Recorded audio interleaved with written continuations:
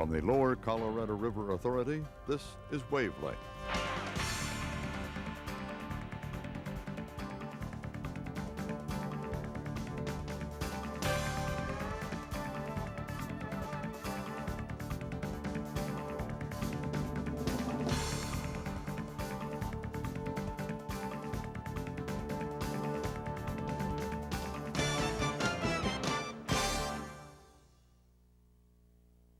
Hi everyone, and welcome to the October edition of Wavelength. Well, our opening segment is a difficult one, to say goodbye to friends and co-workers who have passed away. But perhaps if we look on it as a way of saying thanks for being a part of our lives, then it will be a little bit easier. Now, anyone who knew Henry Umscheid knew what a great person he was. In all the times that I ever met him, he was always quick with a smile, a hello, and a firm handshake. We're going to miss that about Henry Umscheid and a whole lot more. For the past 27 years, this was Henry's home away from home, the Bluebonnet Electric Co-op. During his tenure there, he stood beside the LCRA in some mighty tough times, and many people still reflect back and say that it was Henry Umscheid's voice of reason that kept the family together. In an interview just over a year ago, Henry expressed his feelings about the Bluebonnet Electric Co-op and the members who made it successful. And again, that's just kind of what co-ops are about. We're a member-owned system, and those are the people that we work with. They're the people that own us, and they're the ones that we do communicate with and work as closely with as we can. When you talk to our ratepayers and say, you members has a real meaning to those folks. They're member owners. In addition to receiving the service, they own us, they employ us. And you get members upset enough and they can unemploy you. They can change your directors, and directors can change staff, and they are the key to the operation of the cooperative.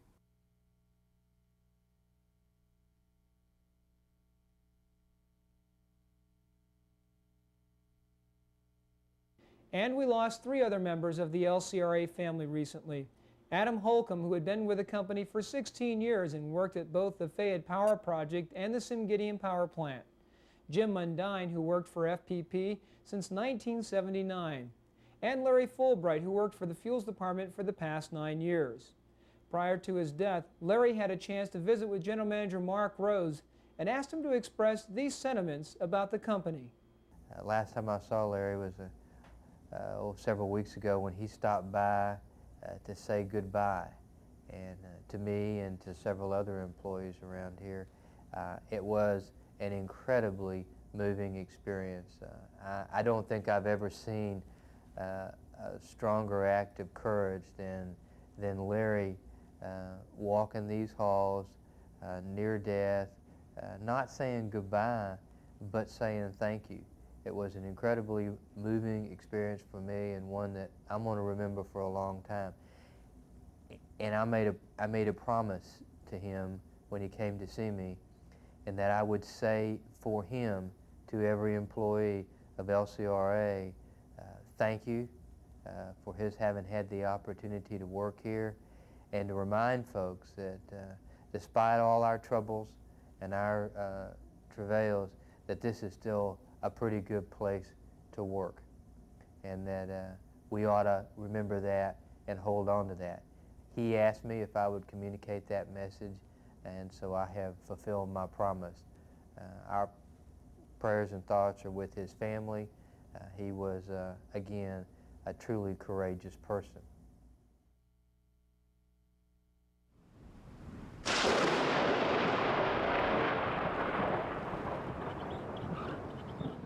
Central Texas has had its share of severe weather this past month.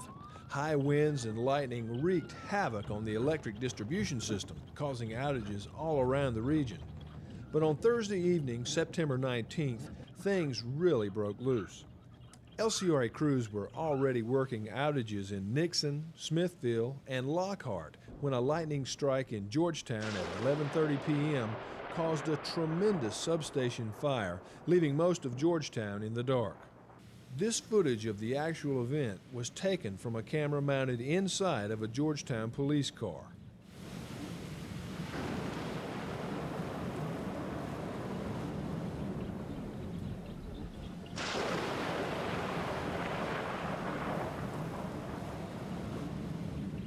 Our best guess right now is that there's a direct lightning strike at the station, and it just basically caught the station on fire. This is an event that typically, it lasted several minutes, and typically events like this last less than a second, so that's quite a difference in magnitude. I've been here a little over 15 years, and this is by far the worst extensive damage I've seen.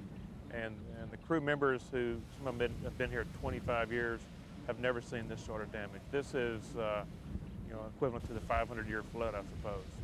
What was really significant about this event was the missing bus work up here. This is aluminum bus work, probably 8-foot sections, and 3 of them are just gone. They just literally melted and vaporized with the event. And I've never seen this sort of damage before on a fault.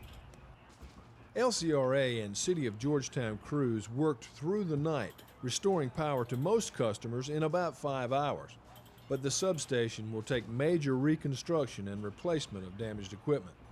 Next month on Wavelength, we're going to bring you a special program that deals with this very situation. It's called Anatomy of an Outage, and it shows what happens when the lights go out.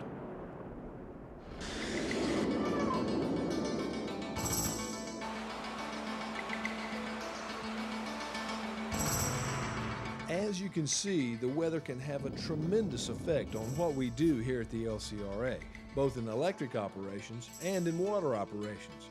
So to inform the public about just how the dams and lakes are operated, the LCRA has created a weather school.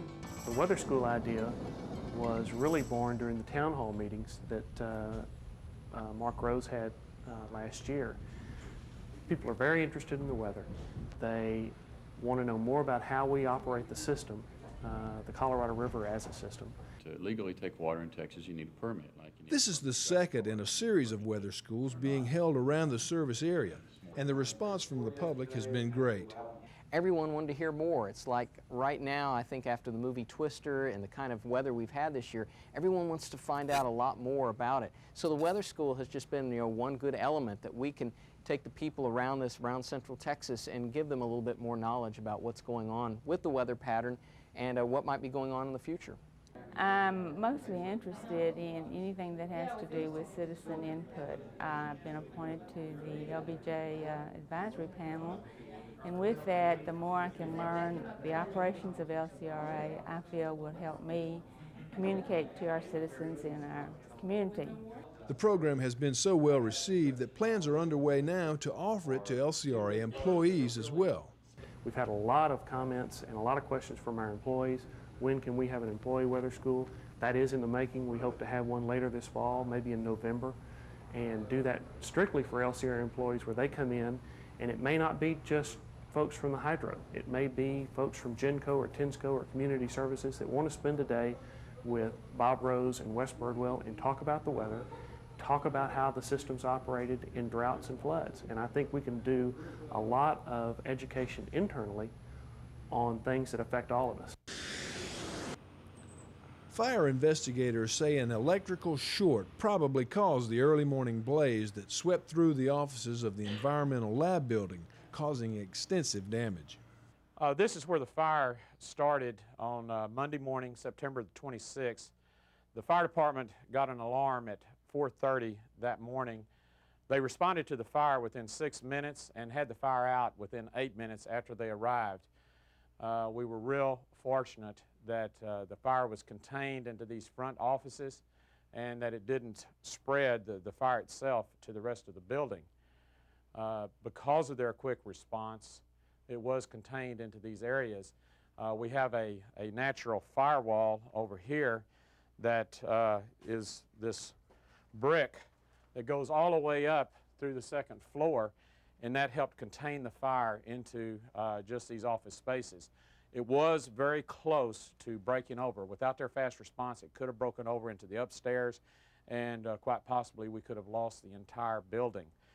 The reason the damage into the rest of the lab was as extensive it was from the smoke and soot is because the air handling system, that the air return is right here next to the offices that caught on fire. So when the fire first erupted, all of the smoke and everything came through into this air return and distributed all the smoke and soot throughout the rest of the lab before the fire could be put out. We're in the organics section of the laboratory, and the equipment used in here is to do trace analysis on organic compounds. As you can see, it's suffered significant smoke and heat damage. Right here is a good indication of the amount of heat by the cracking, and you can see the difference in the color of paint, the amount of soot.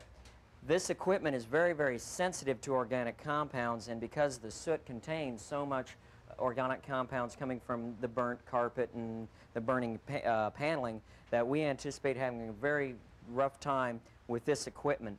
Since it was turned on, much of the internal fans recirculated the smoke that was filled with this room here. This is our copier. It's always trustworthy. Not anymore. Fortunately, computer records at the lab were backed up on tape the day before the fire. Samples waiting to be tested were protected in cold storage and are being contracted out to other labs. Laboratory employees say that even a tragedy like this can have some positive effects. The day of the fire, that day, everyone just came out of the woodwork to help us, and we really appreciate it. It's really made us feel a part of the LCRA. We kind of been isolated in this building, and the building has ended up bringing us closer to the authority because everyone just helped us so much, and we really appreciate it. A contractor has been brought in to help clean instruments and equipment damaged in the fire. And as parts of the building are cleaned, they're sealed in plastic to protect from further contamination. What you see here are some large dryer tubes that they're putting in to try to pull the moisture from all the water put in by the fire department to help quench the fire. They're sort of King Kong hair dryers. The heat coming out of here is about 115 degrees Fahrenheit and very, very dry. Temporary offices are being set up in the multi-purpose center to handle customer requests. We are trying to focus on our customers and trying to attend to all their needs as quickly as we can, get back in operation. There's a lot of people have work that's very important to them. They need the data and analysis as quickly as possible, and we're trying to accommodate them the best we can. Ironically, plans were already underway and construction has now started on a new lab facility at the LCRA Service Center. The $4.5 million lab project is scheduled to be completed in the summer of 1997. Mill Pond Park in San Saba was completed last year and is now the centerpiece of community activities here.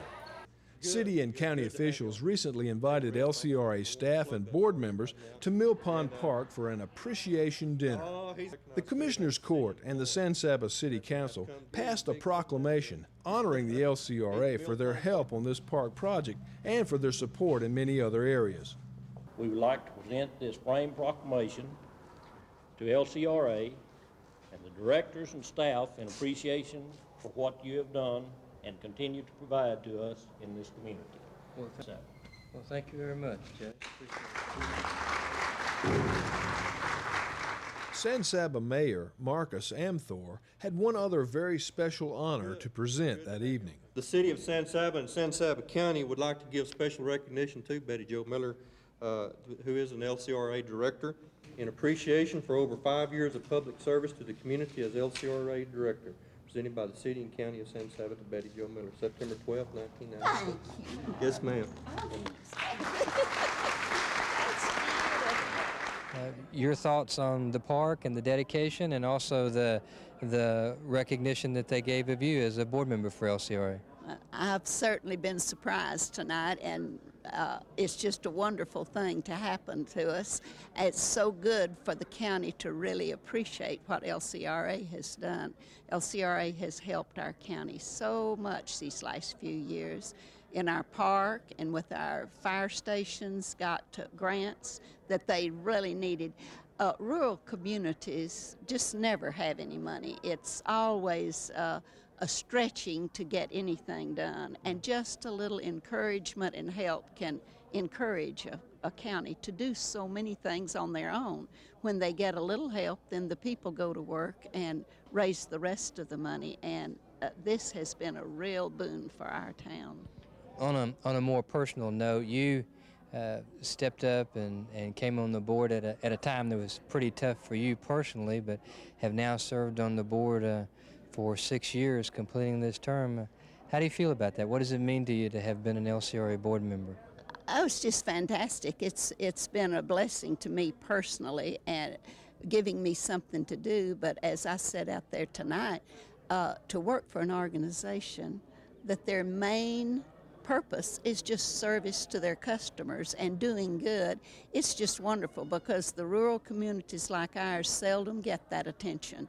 And it is marvelous to be able to work with the board members. They are just great, and the staff, and you know how I feel about you and the way you have led LCRA through the last few years.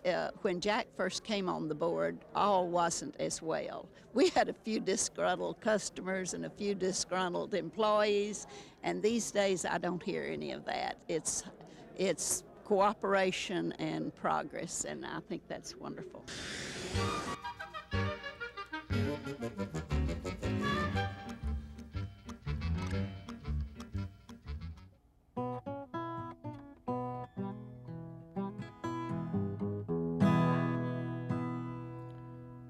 Magic fingers of the Supreme Commander.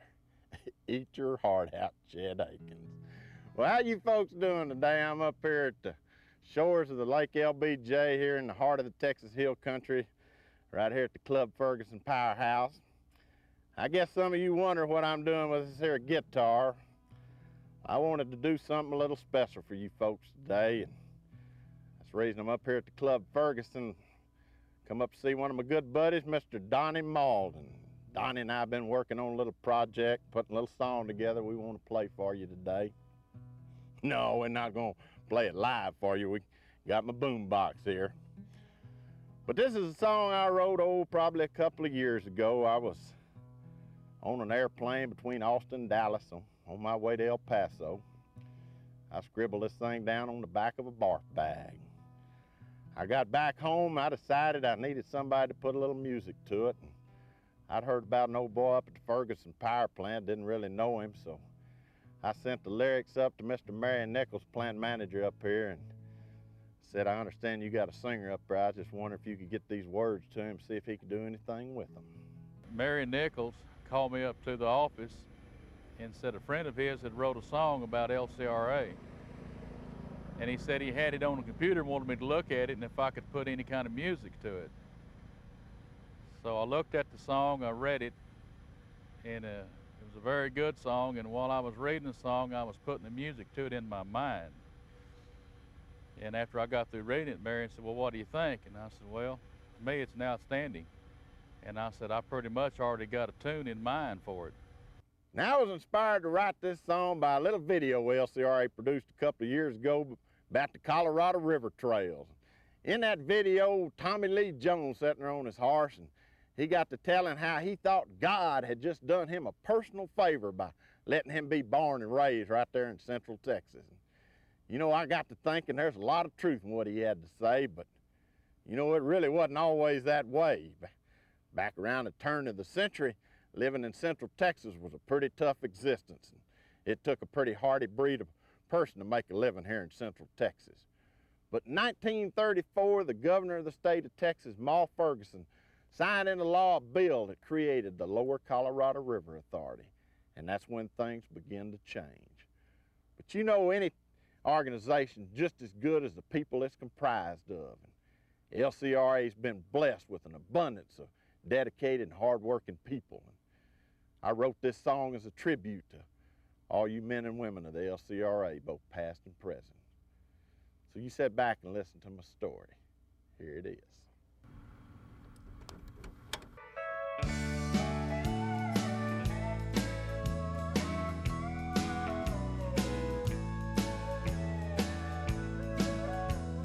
Gather around me, children, there's a story you should know.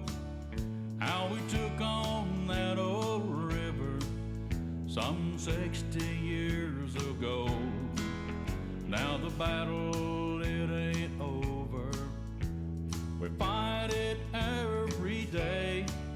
We are the men and women of the LCRA. all started back in '34 when the Great Depression came. Ma Ferguson set the course for us with the signing of her name. With men and mules, mud and steel, we dammed that mighty stream. With Buchanan down completed and no longer just a dream. We brought power to the people, we brought promise to this land.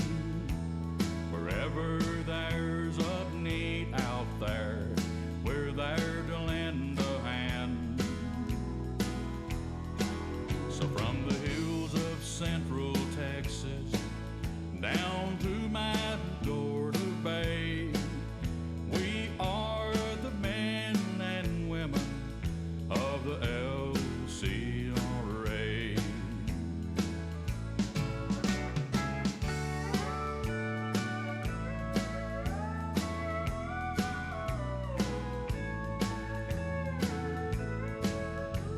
With 5 more dams to slow the flow and tame that river down, gas and coal-fired power plants lighting up our towns. The power that makes a difference and keeping Central Texas grand. We'll take care of that river by doing the best we can. We brought power to the people, we brought promise to this land. Wherever there's a need out there, we're there to lend a hand. So from the hills of Central Texas down to Matador Bay, we are the men and women of the LCRA. As we march into the future, as did those that blazed the trail, we'll carry out our mission. We can't afford to fail. And that mighty Colorado flows gently to the sea. To take care of that treasure, it's up to you and me. We brought power to the people, we brought promise to this land. Wherever there's a need out there, we're there to lend a hand. So from the hills of Central Texas down to Matador Bay, we are the men and women of the LCRA. God bless those men and women of the LCRA.